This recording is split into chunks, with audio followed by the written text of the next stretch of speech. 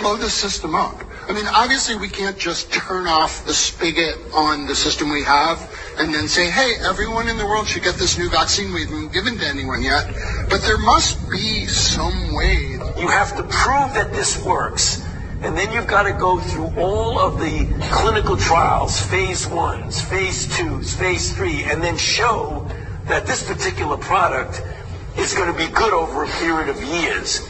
That alone, if it works perfectly, is going to take a decade. There might be a need or even an urgent call for an entity of excitement out there that's completely disruptive, that's not beholden to bureaucratic strings and processes. So we really do have a problem of how the world perceives influenza, and it's going to be very difficult to change that unless you do it from within and say, I don't care what your perception is, we're going to address the problem in a disruptive way and in an iterative way, because you do need both. But it is not too crazy to think that an outbreak of a novel avian virus could occur in China somewhere.